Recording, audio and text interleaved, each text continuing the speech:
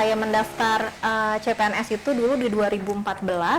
Awalnya saya mengambil Kemendikbud dengan formasi yang tidak.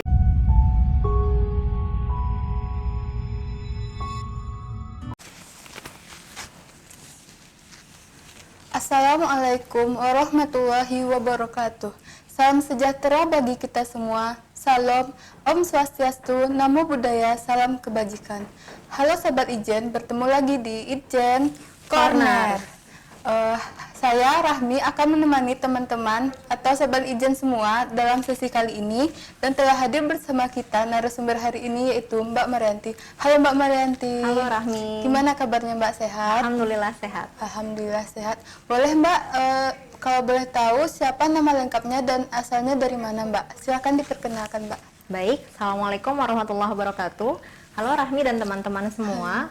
Perkenalkan, nama saya Marianti Syabatini atau biasa dipanggil Yanti.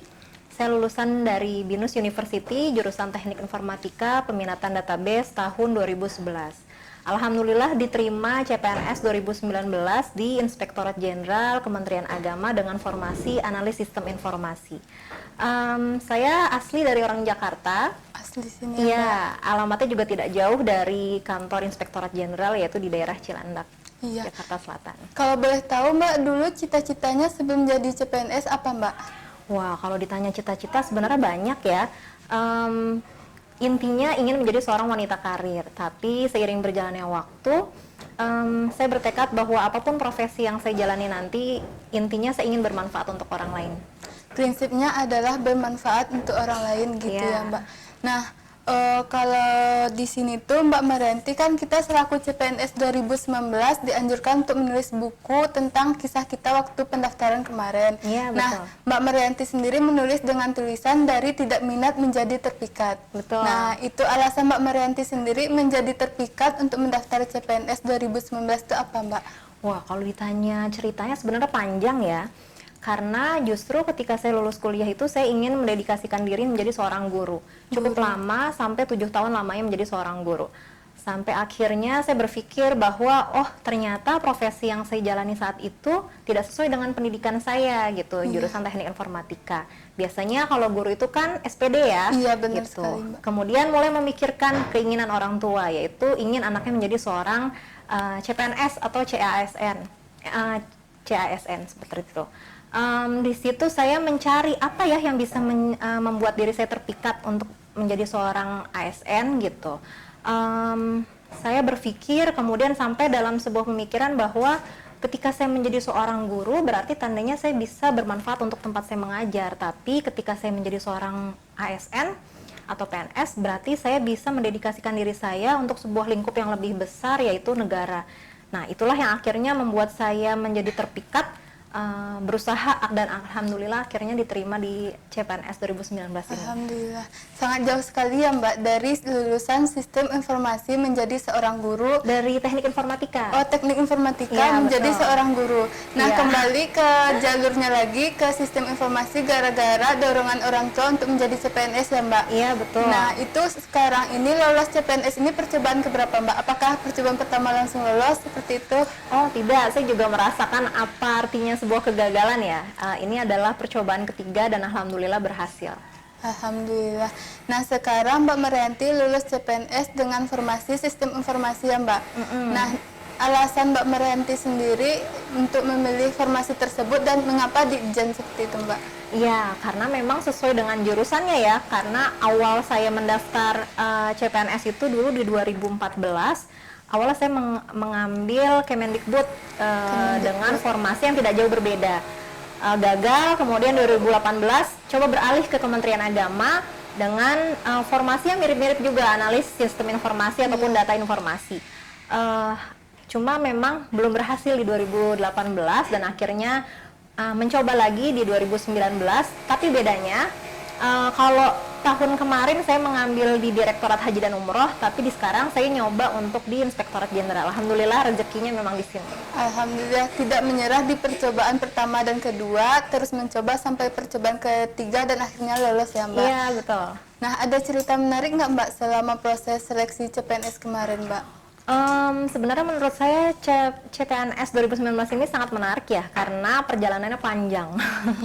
1 tahun ya lebih Iya, gitu ya kurang untuk lebih 1 bisa tahun. kita berada di sini sekarang.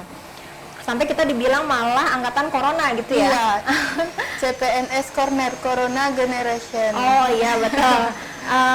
Tapi saya di situ mencoba untuk menikmati setiap proses yang ada.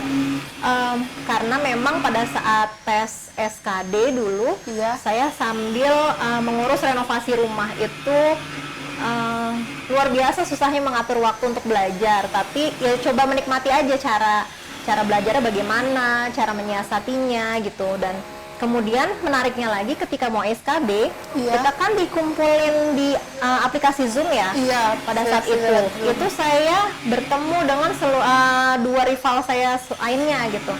Di situ saya melihat nama mereka, wajah mereka gitu ya. Sampai akhirnya sempat bikin down juga sih saat itu gitu. Apalagi pada saat SKB berlangsung, saya bertemu langsung salah satu di antara mereka gitu.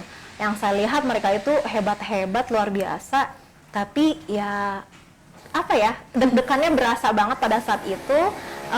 Tetap menikmati setiap prosesnya dan alhamdulillah akhirnya malah bisa berhasil. Pasti sangat deg-degan, apalagi untuk formasi sistem informasi hanya dipilih 1 orang ya Mbak. Iya dari sekian betul, banyak yang merasa mendaftar. apa salah ya ngambil untuk formasi ini, karena ternyata yang diambil cuma 1 gitu. Tapi ya udah bismillah aja, kalau memang rezeki nggak akan kemana gitu. Iya begitu. Di balik kesibukan Mbak Marianti tetap menyempatkan waktu untuk belajar dan akhirnya lolos. Iya. Menjadi nomor 1 dari sekian orang yang mendaftar di formasi tersebut. Alhamdulillah. Nah, boleh di-share dong Mbak kiat-kiat atau tipsnya kepada teman-teman yang ingin mendaftar CASN tahun ini. Iya, sebenarnya kalau ditanya kiat-kiat kayaknya kurang pas kalau ditanyanya ke saya ya, karena saya merasa bahwa masih ada yang lebih hebat dari saya.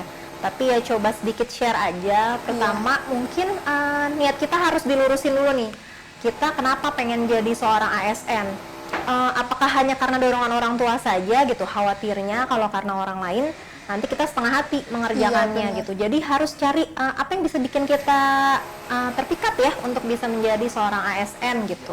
Kemudian yang kedua, atur waktu untuk belajar. Kita tahu nih spare waktu daripada saat lulus berkas, kemudian SKD, SKB, berapa waktunya, kemudian cara belajar kita seperti apa ya, apa-apa aja sih yang harus dipersiapkan gitu. Itu harus kita manage waktunya per hari, per minggu gitu ya, per bulan apa yang harus kita kuasai. Jadi kita tahu apa yang udah kita kuasai dan yang apa yang belum. Kemudian yang ketiga, jangan lupa yang doa. Doa itu nggak hanya dari diri kita sendiri ya, tapi dari sekitar kita. Pada saat CASN kemarin atau CPNS 2019 kemarin itu alhamdulillahnya semua keluarga mendukung, dari orang tua sendiri, kemudian mertua, suami, adik ipar, kakak ipar, semuanya malah ikut mendoakan gitu. Jadi bikin haru sendiri, oh ternyata saya berjuang untuk keluarga gitu. Di situ tadi yang ketiga doa ya. Kemudian terakhir mungkin siapkan mental untuk hasil apapun nanti di depan gitu. Jadi awalnya itu saya sangat percaya diri gitu ya ketika 2 pendaftaran sebelumnya, tapi ternyata belum sampai SKD aja udah gagal gitu. Ini adalah pertama kalinya bisa mengikuti SKD, SKB dan alhamdulillah berhasil gitu. Giliran dihadapkan dengan kondisi yang sangat terbatas dengan adanya COVID-19 ya, pandemi ya Mbak.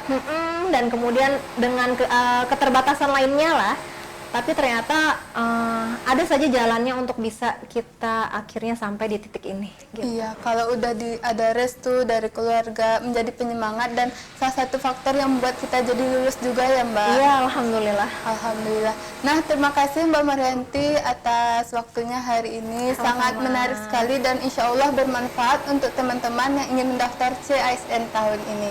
Nah, itu saja dari kami. Apabila ada salahnya mohon maaf. Wassalamualaikum warahmatullahi wabarakatuh.